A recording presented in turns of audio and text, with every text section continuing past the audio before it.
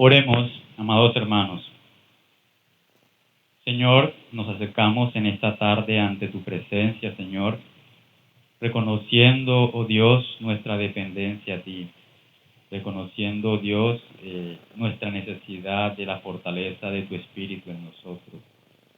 Te pido en esta hora, Señor, que tu palabra ha de ser disertada, Señor, que seas tú guiando al expositor, que seas tú preparando los corazones para recibir lo que por medio de tu Espíritu hablaré en esta tarde, Señor.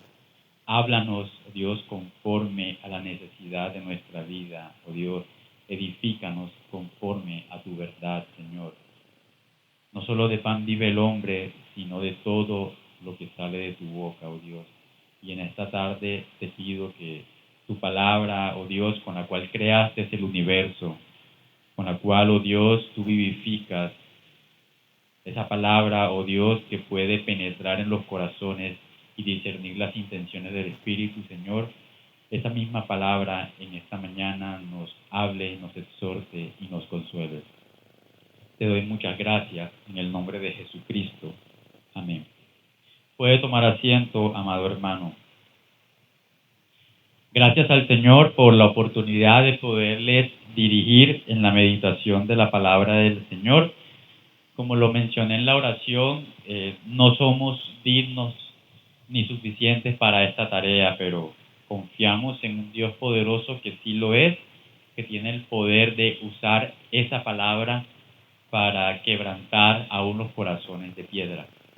Yo le pido, por favor, me acompañe en su Biblia, le pido que la abra y me acompañe al libro del profeta Amós, en el capítulo 5, versículo 4.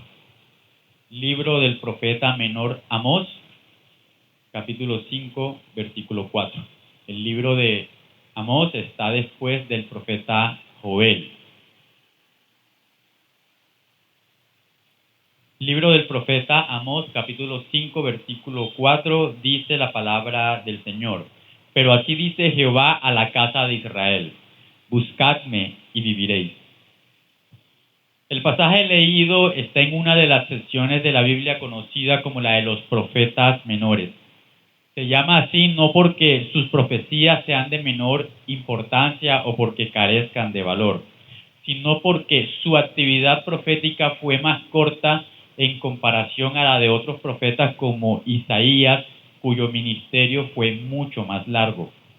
De hecho, y como dato curioso, Isaías y Amós fueron contemporáneos, aunque ejercieron su actividad profética en lugares diferentes. El profeta Amós, del libro del cual hemos leído, vivió en el siglo VIII antes de Cristo. Es natural de la región que hoy se conoce como Belén. No obstante, su ministerio como profeta fue ejercido principalmente en el reino del norte cuando era gobernado por un rey llamado Jeroboam II. Un rey que, si usted tiene la oportunidad de escudriñar la historia de la Biblia, se dará cuenta que el rey Jeroboam II fue un rey sumamente malvado y perverso, que guió a Israel a la idolatría, al adulterio espiritual y a pecar gravemente contra el Señor. El profeta Amós vivió también durante el reinado de uno de los reyes que dio más estabilidad al reino del sur. Me estoy refiriendo al rey Usías, un rey que se caracterizó por su piedad y por su amor. Fue uno de los reyes más longevos que hubo en Judá. El rey Usías reinó 52 años y trajo mucha prosperidad al reino de Judá. Mi querido hermano y amigo, Amós aparece en un momento de la historia bíblica bastante convulso. La corrupción moral, la falta de amor por el prójimo, la injusticia y otros pecados asociados a la idolatría habían desencadenado una crisis espiritual y una crisis moral que amenazaba la permanencia del país. Para darle una idea del grado de corrupción e impiedad que había en el tiempo del profeta, yo le invito a que, por favor, si no ha cerrado su Biblia, me acompañe al capítulo 2, versículo 6, versículo 7.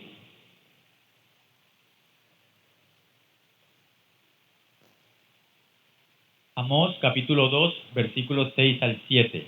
Lea conmigo parte del mensaje que Amós recibió de parte de Dios para que lo anunciara a la nación. Esto dice el Señor: los habitantes de Israel han pecado una y otra vez, y no permitiré que queden sin castigo.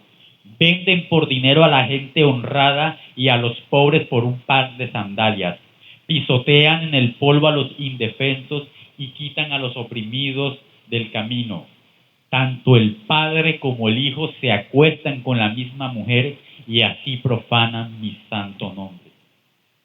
Dios, por medio del profeta, advertía al pueblo que su pecado tendría consecuencias, que tarde o temprano cosecharían los frutos de haber abandonado al Señor, de haberse ido en pos o detrás de otros dioses, y que solo el arrepentimiento genuino y la conversión sincera al Señor podría detener la gran tragedia que se les avecinaba como justa retribución por el pecado de toda la nación. Veremos que la profecía de Amós que Dios le dio insistentemente los llamaba para que se volvieran de su mal camino. Dios trajo hambruna sobre ellos, cerró los cielos para que sus cultivos no fuesen regados, envió plagas para que se comiesen esos cultivos, incluso permitió el luto cuando los soldados iban a la guerra, permitió muchas masacres de sus jóvenes soldados.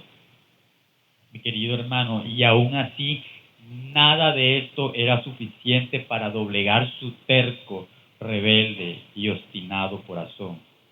El verso 11 del capítulo 4, yo le pido por favor me acompañe.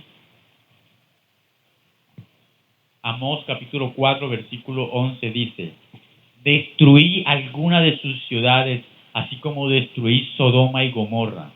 Ustedes que sobrevivieron parecieran tizones rescatados del fuego, pero aún así no se volvieron a mí.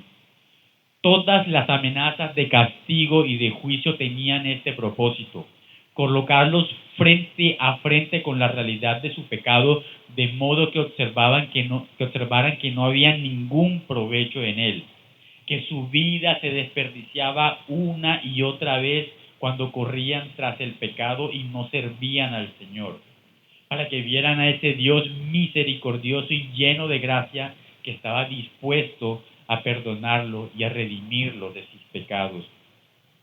Mi querido hermano, Dios sabe exactamente qué tan malo puede llegar a ser el pecado. No en vano la Escritura dice que su sabiduría excede por mucho a la nuestra. Así que no hay una ilustración más apropiada para que Él utilice para referirse al pecado que el que hemos leído en el verso del inicio. Buscadme y viviréis. Al comparar su rebelión con aquello con lo cual las personas tanto temen y huyen como lo es la muerte, les está mostrando la desastrosa condición visto desde la óptica del Señor. Por esto el Señor manda al profeta que le diga al pueblo que se encuentra en una condición de muerte y que seguirá estando en esa condición a menos que vengan de regreso al Señor. Mi querido hermano, el arraigo por el pecado de aquella generación no es diferente al arraigo que siente esta por el pecado. El mensaje del profeta Amós no se ajusta a una nación, a un reino que vivió hace 2800 años, sino que es un mensaje totalmente actualizado. Es bueno prestar oídos a las palabras del profeta para que su sabiduría pueda edificarnos. El apóstol Pablo decía que todo lo que se escribió en el pasado para nuestra enseñanza se escribió. Así que no es un viejo mensaje, es un mensaje que está sumamente actualizado. Así que en esta tarde, con la ayuda del Señor, quisiera meditar en estas palabras del profeta Amós, en este sermón que he titulado Buscad al Señor y vivid, en el cual estaré hablando acerca de las implicaciones de este llamado que fue dado al profeta para la generación de ese entonces. Pero como lo dije, mis hermanos, es un mensaje que no se limita únicamente a la generación de ese entonces, sino que es un mensaje que también lo es para nosotros. Así que estaré hablando, número 1, de la condición implícita que se deja ver en el mensaje. Estaré hablando, número 2, del deber impuesto, y estaré finalizando hablando acerca de lo que es prometido al final. Ese será mi bosquejo en esta tarde.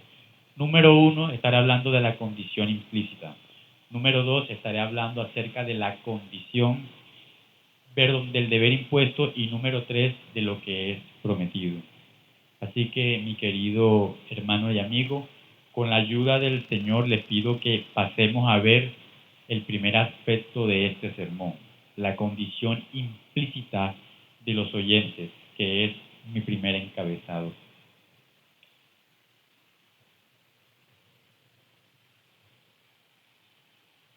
Al leer la declaración por parte del profeta a la nación de Israel, lo que podemos leer entre líneas es lo que el Señor considera acerca de ellos mismos mientras permanecen en su condición de rebelión y desobediencia. La declaración que se oye de esta manera, buscadme y viviréis, lo que sugiere es que posterior a la búsqueda que se ordena en el texto es la vida. Dicho de otra manera, aquellos a quienes iban dirigida tal exhortación debían buscar al Señor para que pudiesen vivir. Estas palabras que hemos escuchado, leídas literalmente, podrían de alguna manera resultar en cierta dificultad para los lectores. Tendemos de alguna manera a relacionar la muerte con la inactividad o con el cese de la existencia, por lo que sería de alguna manera descabellado, sería fácil de alguna manera pensar que a alguien que se considera muerto, que se le ordene que debe buscar algo o a alguien, es algo que no tiene sentido, es algo absurdo. Uno no le ordena a un muerto que busque algo o que haga una determinada acción. No obstante, mi querido hermano, por tratarse de quien proviene la exhortación, por tratarse de Dios y por ser un texto inspirado, debemos esforzarnos en tratar de comprenderla. Las palabras del Señor deben verse como la máxima expresión de ciencia y sabiduría. Estas dicen tanto de sí mismo, de sus atributos, de su perfección, como de nosotros. Es tanto lo que podríamos aprender de una sola de las verdades de la Escritura, que podríamos escribir cientos de libros de frases como esta. Por esta razón, mi querido hermano, nos conviene, es apropiado que nos sumerjamos en la sabiduría que emana de la palabra de Dios. Mi querido hermano, lastimosamente en esta declaración que hemos escuchado, que aparece en el libro del profeta Amós, no hay que indagar demasiado para encontrarse con la cruda verdad que aparece en sus líneas. Lo que el Dios omnisciente quiere decirnos en tan solo 3 palabras revela mucho de nuestra condición caída, revela mucho de lo que somos. Esta verdad, que en muchas ocasiones pasa desapercibida, es crucial para el entendimiento de nuestra condición y de gran parte de las cosas de la Biblia que la Biblia utiliza para referirse a nosotros. Solo Dios puede hablarnos con tal sinceridad, con tal grado de certeza acerca de lo que somos, de cómo hemos llegado a hacerlo y de lo que nos convertiremos, pues Él nos conoce. Todas las cosas están descubiertas ante sus ojos. Él puede decirnos el final de nuestros caminos antes de que nosotros lleguemos al final de ellos. De ahí que se pueda entender el grado de urgencia en las palabras del profeta Amós a las personas de su tiempo. Si quisiéramos de alguna manera decir de otra manera las palabras del profeta, podríamos decir algo así: todos los que se alejan de mí están muertos y seguirán muertos a menos que se vuelvan de su mal camino. Este es el mensaje, o más bien la condición a la cual se refiere el pasaje. El pecado obstinado, el pecado reiterativo, supone o es una condición de muerte para todo aquel que lo practica. Puesto que nuestro pecado es innato a nosotros, nuestra condición de muerte también lo es. El apóstol Pablo dice en Primera de Corintios capítulo 15, versículo 22, en Adán todos mueren. Cuando Adán pecó en Edén, yéndose en contra del mandamiento de Dios, nosotros lo hicimos con él. Así que no hay justificación para aquellos que dicen, pero fue Adán el que pecó, yo no he pecado. No, mi hermano. La doctrina bíblica nos enseña que cuando Adán pecó, nosotros pecamos con él. Recordemos las palabras del Señor al advertirle a Adán que no debía comer del fruto del árbol de la ciencia del bien y del mal, porque el día que comieres, ciertamente morirás. Y de hecho, amigo y hermano, tal como lo dijo Dios, Adán murió el día que comió del árbol que Dios le había prometido, que le había ordenado que no comiese.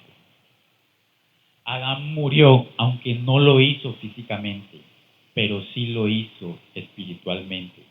Adán moriría a la edad de 930 años, muchos años después de haber muerto espiritualmente.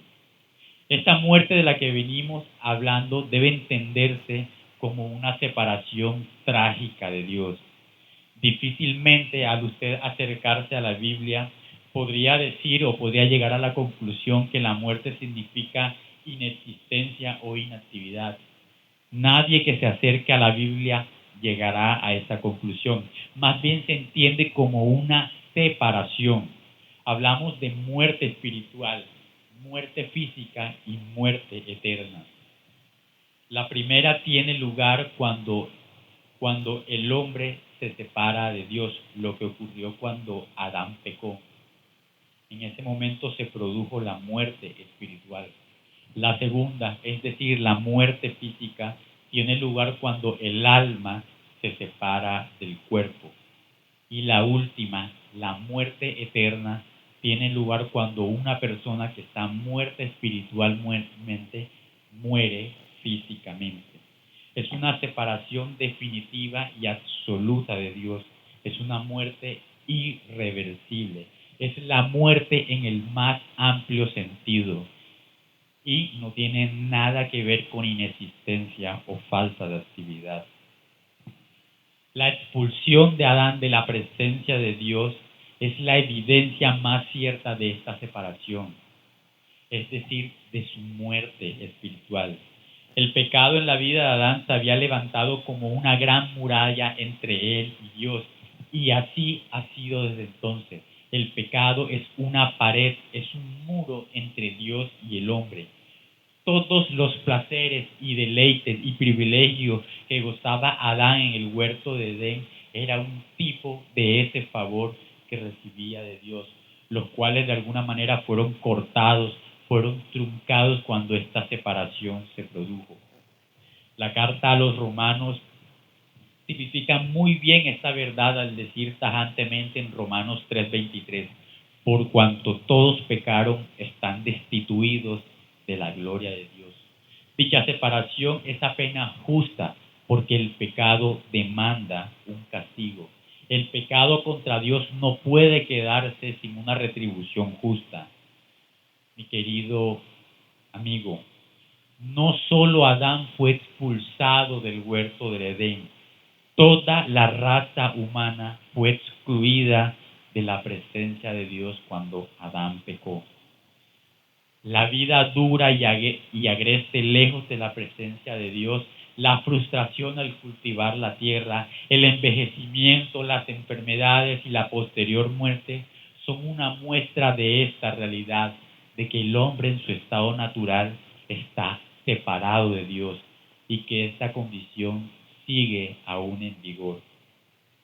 Una muerte, mi querido amigo, que no solamente causa una vida dura, sino que también da lugar a una profunda insensibilidad a las cosas espirituales, una extrema atracción por el pecado y una condición de enemistad hacia Dios.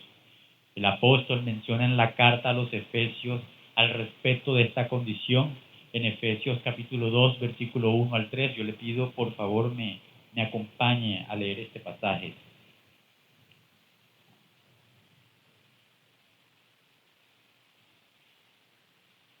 Dice la escritura en Efesios capítulo 2, versículo 1 al 3. Y Él os dio vida a vosotros cuando estabais muertos en vuestros delitos y pecados, en los cuales anduvisteis en otro tiempo, siguiendo la corriente de este mundo, conforme al príncipe de la potestad del aire, el espíritu que opera en los hijos de desobediencia, entre los cuales también todos nosotros vivimos en otro tiempo, en los deseos de nuestra carne, haciendo la voluntad de la carne y de los pensamientos. Y éramos por naturaleza hijos de ira, lo mismo que los demás. Esta es la razón que está detrás de la declaración del profeta Amós. La nación de Israel, al igual que toda la raza humana, en su estado natural estaba muerta. Era ajena a la vida de Dios. Estaba predispuesta naturalmente a irse en contra del Señor. Y el pecado nublaba su entendimiento. Por eso, al evaluar las cosas, consideraban que era mejor irse detrás de un ídolo. Por eso, al evaluar las cosas, consideraban que era mejor pecar que obedecer al Señor. Porque simplemente estaban muertos, eran insensibles, tal como nos pasa a nosotros en este tiempo, tal como ha sido siempre. Encontramos que la muerte y el pecado ocasionan que el hombre tenga una pérdida de juicio y que sufra de insensatez. ¿Quieres encontrar la razón por la cual te da de alguna manera cansancio ir a la iglesia, te da fastidio el orar, te da fastidio el leer la palabra de Dios? La razón se encuentra en aquello que vengo explicando. Es porque el hombre naturalmente está muerto a la vida de Dios. Y un muerto es incapaz de alguna manera producir fe o arrepentimiento. Es un muerto. No puede sentir este tipo de expresiones que vienen del Espíritu de Dios. Por eso no puede tener fe, porque está muerto. Por eso no puede asombrarse para las cosas de Dios. Por eso le causa fastidio, aburrimiento, porque es un muerto. Todos nacemos en un estado de muerte espiritual. Por eso nos cuesta tanto obedecer al Señor. Vemos por esto que Amós insta a las personas a que busquen al Señor.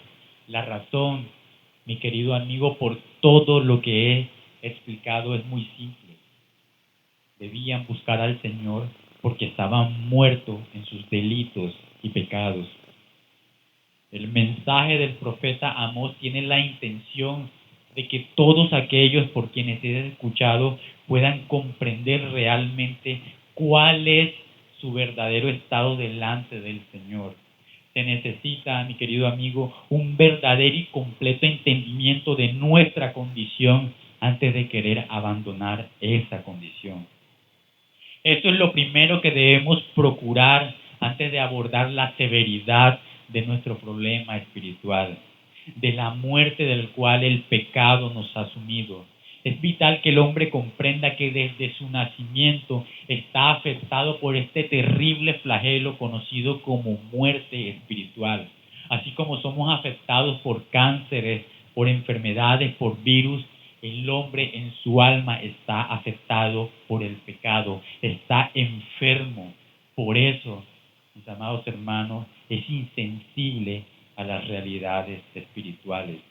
Y es algo que en sus fuerzas nunca podrá solucionar, ya que es algo que está en su naturaleza. Así como un perro ladra por naturaleza, así como un gato maulla por naturaleza, el pecado es natural al hombre. Así como heredamos nuestro apellido de nuestros padres, heredamos de nuestros padres el pecado. El salmista, entendiendo que su condición de pecado era innata, era natural, escribió. Yo le invito a que por favor lea conmigo en el Salmo 51, versículo 5. Dice la palabra del Señor: He aquí, en maldad he sido formado, y en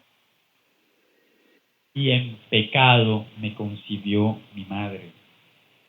Todos nosotros, al igual que el salmista, hemos sido concebidos de la misma forma.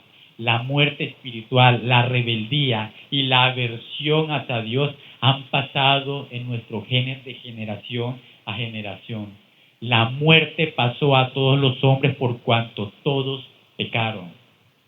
Así como heredamos, amados hermanos, nuestros rasgos físicos de nuestros padres, el color de ojos, el color de piel, la forma de nuestro cabello, también heredamos esa terrible separación de Dios conocida como muerte espiritual. Todo esto, mi querido hermano y amigo, debe llevarnos a entender los alcances, las consecuencias terribles que tiene el pecado en nosotros. El pecado no es simplemente algo que hacemos o dejamos de hacer. A veces llegamos al extremo de caricaturizar el pecado, pero el pecado es algo terriblemente nefasto. Es la miseria del alma. Es algo que en última instancia es castigado en el infierno.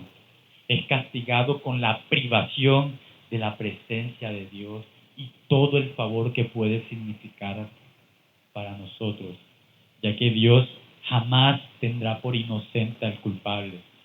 Su carácter justo jamás podría dejar a un pecador sin un castigo proporcional a su pecado. Dice el libro de Proverbios: el que justifica al impío y el que condena al justo, ambos son igualmente abominación a Jehová. Queremos encontrar la razón que está detrás de nuestros pecados y de nuestras inclinaciones perversas. Solo consideremos por un momento esta enseñanza que aparece en la Biblia. La Biblia nos cuenta que el hombre está muerto en sus pecados. Y este es el mensaje implícito en las palabras dichas por el profeta Amós: buscadme y viviréis. El pecado nos lleva a esta condición. Debemos buscar al Señor así como Israel en su momento, porque naturalmente estamos muertos. Para hacer un verdadero diagnóstico de nuestra vida, debemos acercarnos a Dios, quien es quien más nos conoce. Dios, mis amados hermanos, su perfección, su santidad pone al descubierto lo que realmente somos. Así como la luz deja al descubierto la oscuridad, la perfección de Dios deja al descubierto los pecadores que somos nosotros por naturaleza. Amado amigo, es vital que comprendas que si permaneces en esa condición de muerte espiritual, inevitablemente el siguiente paso será la muerte eterna. Una condición irreversible que será justa en su momento, que será dada por el castigo a tus pecados y por tu negativa a volverte de tu mal camino. Estás muerto en tus pecados. Si tú hasta este día no has sido resucitado a la vida de Dios, si hasta este día tú no te has arrepentido de tus pecados, si persistes en ellos, si amas esa vida impía, tú estás muerto en tus delitos y pecados. Y seguramente esa muerte espiritual se convertirá eventualmente en una muerte eterna. Así que ruego al Señor en esta tarde que su Espíritu te confronte con la realidad de tu pecado para que puedas verte en tu condición.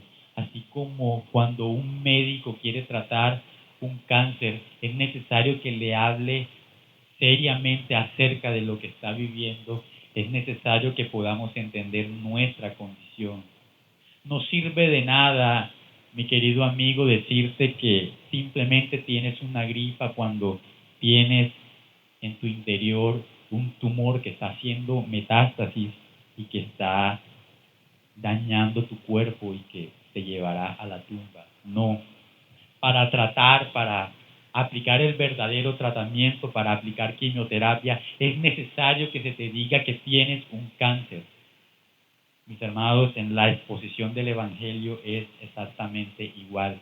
Es necesario que comprendas que aunque seas una persona moralmente buena, aunque te esfuerces por ser una persona buena, realmente con todo tu moralismo, tú puedes estar en una condición de muerte espiritual. Y a menos de que el Señor te traiga a la vida de Dios, permanecerás en esta condición. Así que, mi querido amigo, vamos a seguir meditando en las palabras del profeta. Hemos estado hablando acerca de una condición implícita en el mensaje, que es descrita en el pasaje. Y hemos hablado de que esa condición implícita es la muerte espiritual que se expresa en una separación a Dios. Veamos ahora el segundo punto de nuestro bosquejo, como lo dije al inicio, que es el deber impuesto. Para ello yo le pido por favor que volvamos al libro del profeta Amós en el capítulo 5, versículo 4. Dice la palabra del Señor nuevamente: pero así dice Jehová a la casa de Israel, buscadme y viviréis. Una vez más vemos delante de nosotros las palabras mencionadas por el profeta Amós. En esta ocasión simplemente no quiero centrarme en la condición que tienen los destinatarios, sino en el deber que impone la condición que tienen en ese momento. Como sabemos, esa condición es una condición de muerte. La muerte espiritual descrita aquí equivale a una separación de Dios. No significa cese de la existencia, no significa inactividad, significa exactamente eso que he dicho, separación. Esta distancia, esta separación que hay, anula toda posibilidad de recibir favor, gracia o misericordia por parte del Creador. Recordemos que el hombre ha ofendido a Dios, por tanto lo deja indiscutiblemente bajo su castigo. En este escenario aparentemente de incertidumbre y de desesperanza, se deja ver la gracia de ese Dios que es el ofendido, permitiéndole a sus criaturas caídas ser redimidas de la miseria de sus pecados. Si lo vemos bien, mis amados, el único deber que tendría el hombre en esta situación sería el de aceptar incuestionablemente su castigo y reconocer lo justo que es Dios al darlo. Sin embargo, la gracia hace posible que el hombre experimente pena y dolor por el pecado y que su voluntad sea movida sobrenaturalmente a resarcir todo el daño cometido contra el Señor. Querido hermano, su espíritu viene una y otra vez sobre el hombre trayendo convicción de pecado, recordándole que es un ser indigno, que no merece gracia, que no merece favor, pero que aún así es invitado a entrar en la presencia de Dios sobre la base de su arrepentimiento. Y es bueno en este punto acotar qué significa arrepentimiento. Quizás si yo preguntara en este momento qué significa este término, ustedes me dirán, bueno, arrepentimiento es dolor por el pecado. Y es cierto, el arrepentimiento encierra dolor, pero no debe quedarse simplemente en esto. El arrepentimiento en su máxima expresión significa un cambio en la manera de pensar. En alguna ocasión hemos escuchado que las palabras que decimos deben ir acompañadas con hechos. Y en este punto es lo mismo. El arrepentimiento no es simplemente un dolor que siento por haber cometido algo, sino el deseo de cambiar. Arrepentimiento, cambio en la posición regente del alma. Vemos en este texto que el amor de Dios, el amor abnegado, le ordena que se vuelva de su pecado para ser perdonado y restaurado. Recordemos que en la expresión buscadme y viviréis, el verbo buscar está en imperativo, es una orden. Busca al Señor, no es algo que dependa de cómo interpretes la orden que se te da, es una orden. Busca al Señor, búscalo con diligencia, búscalo para que te restaure. Mi querido hermano, el castigo por el pecado llegará a ser una experiencia espeluznante para todo aquel que haya de vivirlo. Dios sabe que es así y lo sabe precisamente porque Él mismo es quien ha determinado la pena justa por el pecado. Como lo dije antes, Dios no tendrá por inocente al culpable. Al considerar nuevamente estas palabras del profeta, debemos recordar que fueron dichas en un contexto inminente de peligro. En el reino del norte era amenazado con la destrucción y con el exilio. Dios les avisaba por medio del profeta que lo que vendría sería algo terrible y que esto que vendría sería a causa del abandono del Señor. Una nación extranjera vendría contra ellos y haría mucho daño a su paso. Yo le pido por favor que leamos los 3 primeros versos del capítulo 5. Vaya al libro del profeta Amós.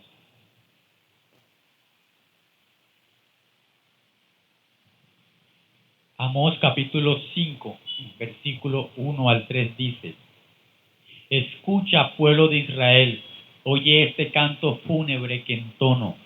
La Virgen Israel ha caído, nunca volverá a levantarse.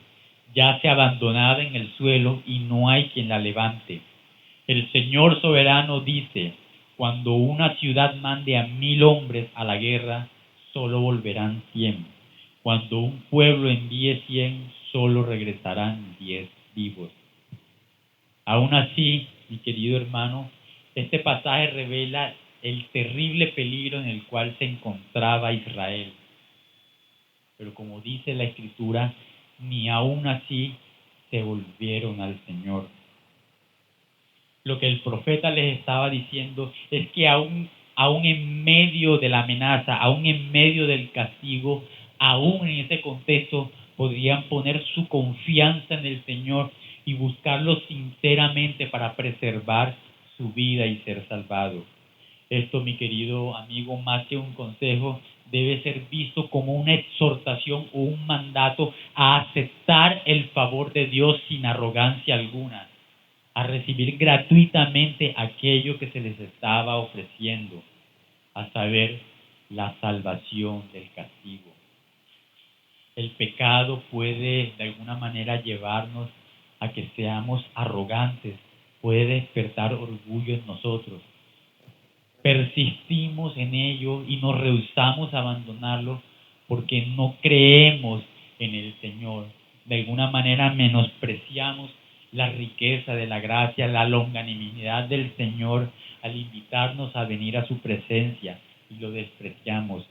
Esa es la arrogancia de la cual debemos despojarnos al acercarnos al Señor.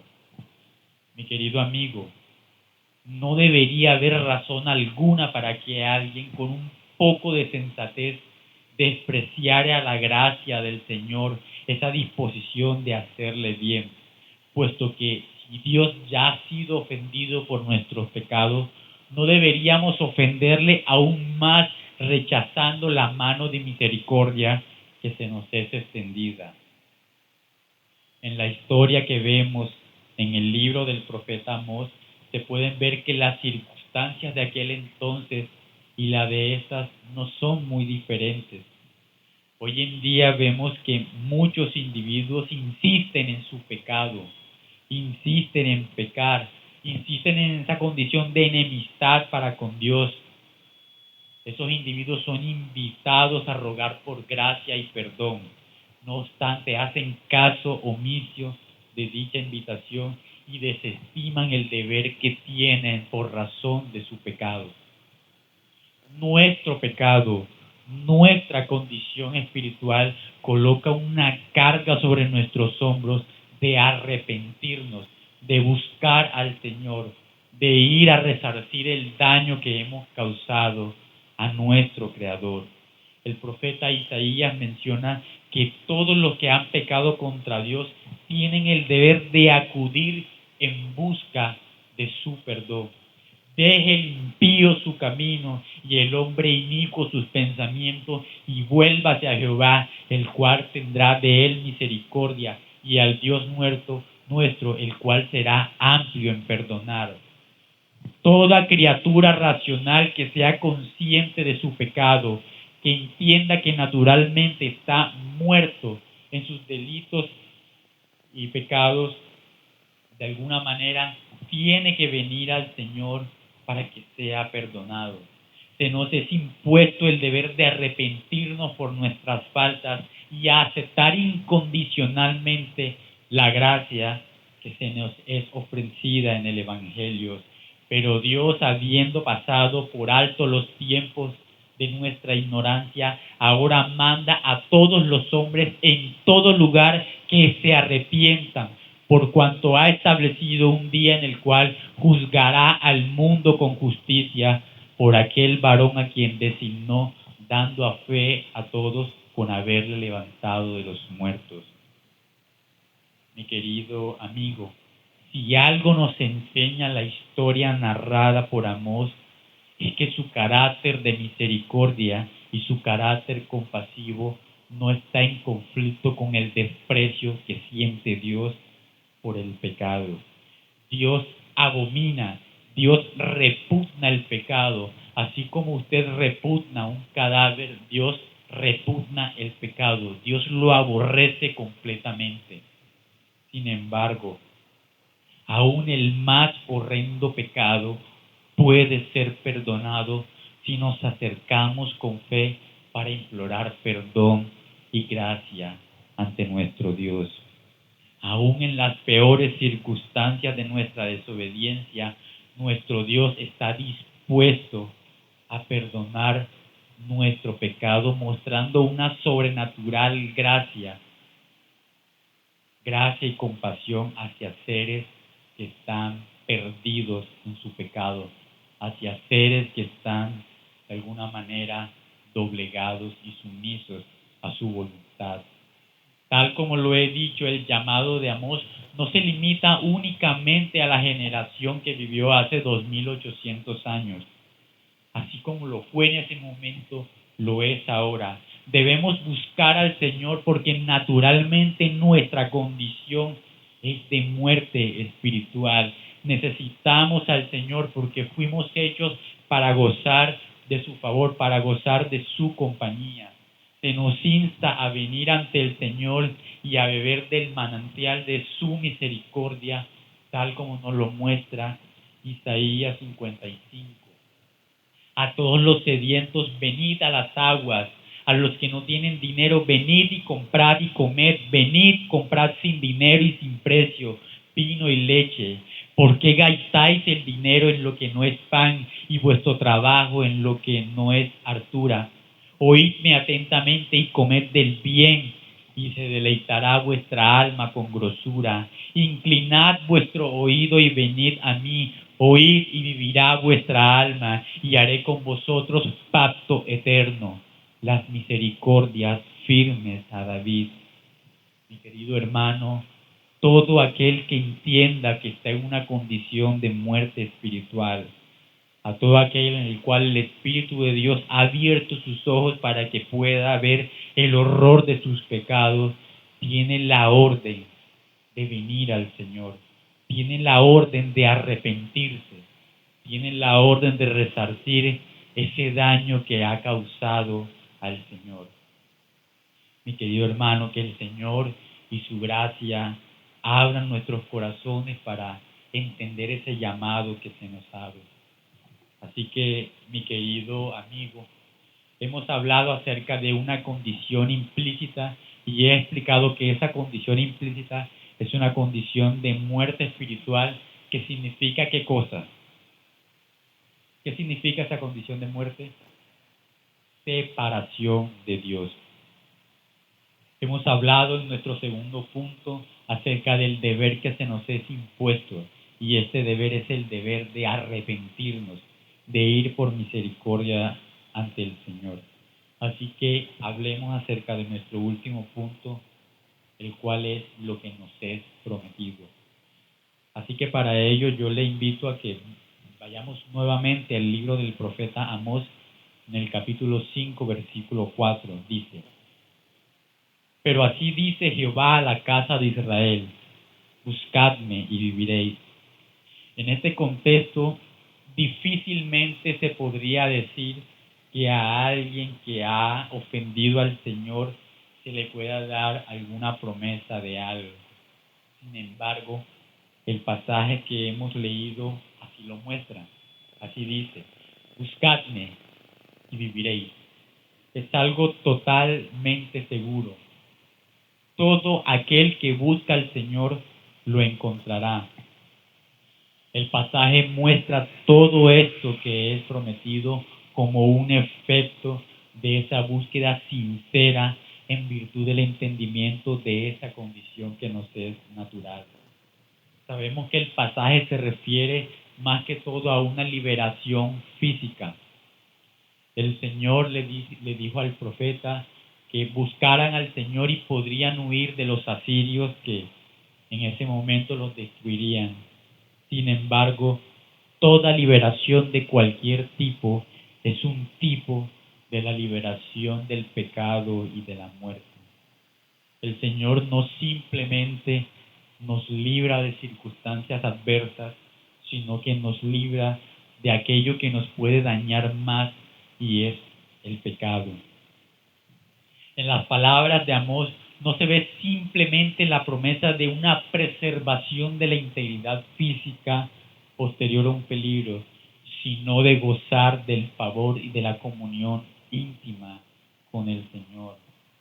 Así como la muerte no es vista como simplemente como una separación del alma y el cuerpo, la vida prometida no se suscribe simplemente a un hecho biológico. No hablamos de ese tipo de vida, sino a una en el más amplio sentido. Una que para ser definida es necesario apelar al favor divino. Una que no podríamos definir lejos del Señor. No se podría imaginar lejos de Él. Esta vida tiene lugar cuando venimos al Señor en humildad y dependencia, renunciando a todas nuestras prerrogativas y simplemente depositándonos ante su gracia y favor. Cuando esto sucede, se cumple lo que es dicho por el profeta Jeremías: y me buscaréis y me hallaréis, porque me buscaréis de todo vuestro corazón. El Señor no se hace esperar a una criatura que le busca de todo corazón, a una criatura que ha renunciado a su soberbia, al orgullo de sus pecados y se ha vuelto al Señor para recibir gracia de Él. Se ha dicho en alguna ocasión que la puerta a la entrada del reino de los cielos es muy baja. ¿Y sabe por qué? Porque no podemos entrar a ella erguidos. Es necesario humillarnos. Es necesario entrar por esa puerta postrados. Es necesario renunciar a nuestro ego para recibir de nuestro Señor esa gracia que se nos es ofrecida en el Evangelio. Hablamos de esa vida que Adán tuvo un día mientras estuvo caminando cerca de la presencia del Señor, cuando no tenía que huir del Señor, acusado por su conciencia que lo acusaba de haber ofendido al Señor. Me refiero a esa vida cuando tenía comunión con el Señor, cuando nada la estorbaba. A esa vida del cual el rey David habla en el Salmo 36, porque contigo está el manantial de la vida. En tu luz veremos la luz. a esa vida de la cual el Señor Jesús se refiere cuando dijo: yo soy el camino, la verdad y la vida. La vida a la cual se refiere no habla simplemente de un hecho biológico, sino a la cercanía de Dios para con el hombre. Aquella vida de la cual se dice que Cristo vino para que la tengamos y para que la tengamos en abundancia. Vivir perseverando en el pecado no es vida. Esa vida, entre comillas, terminará en el infierno por siempre y para siempre. La vida que Cristo promete terminará gozando del favor de Dios para siempre. No es simplemente ser perdonados de nuestros pecados, sino ser adoptados como hijos del Señor, ser coherederos con Cristo.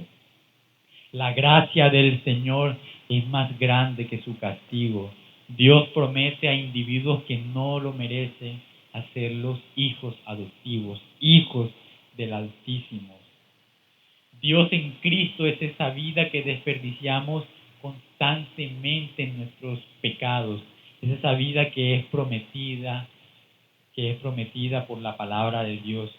Cristo es la persona señalada por el Padre para saciar nuestra sed, para saciar esa hambre que tratamos de mitigar con cosas que no sacian, con sexo, con dinero, con orgullo, con todo lo que este mundo ofrece.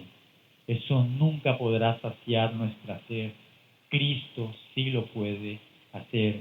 Cristo apareció para saciar nuestra alma, para llevarnos de regreso al Padre. Tal como lo cantamos en el himno, Cristo es la peña de Oreb que está brotando, agua de vida saludable para nosotros, agua que sacia nuestra sed espiritual. Todos los pecadores, al escuchar este llamado, no deben demorar su cumplimiento. Hoy es el año aceptable del Señor, un día en el que podemos confiar en el perdón que se nos ofrece en el Evangelio. Hoy podemos confiar en el perdón que se ofrece a nuestras conciencias que día y noche nos acusan de haber pecado contra el Señor. Hay una cura para nuestros pecados y nuestras transgresiones. Esa cura se llama Cristo. La palabra dice que Él se deleita en hacer misericordia. Su misericordia es nueva cada mañana. La invitación, mi querido amigo, es que puedas venir a la fuente de la vida, que es Cristo Jesús. Nuestros pecados no merecen gracia. No obstante, somos invitados a entrar a la presencia del Señor para ser renovados por su amor y misericordia. Así que, mi querido amigo y hermano, en esta tarde, en este sermón que he titulado Buscadme, buscar al Señor y vivir, he estado meditando en las palabras del profeta Amós dichas hace más de 2000 años. No es simplemente el relato histórico de unas personas que vivieron hace mucho tiempo, sino un hecho que aún en nuestros días es muy aplicable. He hablado acerca de la condición implícita en las palabras del profeta. He hablado acerca del deber impuesto y he hablado de lo que nos es prometido. Todos los profetas de antes y ahora tienen la misma misión que tuvo el profeta un día. Recordarles, mis amados, a volverse al Señor, a volverse de su mal camino y recordarles que Dios es amplio en misericordia. Que nuestros pecados, mis amados hermanos, solo nos llevarán al infierno. Así que en esta tarde, mis amados hermanos, le pido que oremos al Señor para que sea propicio a nosotros.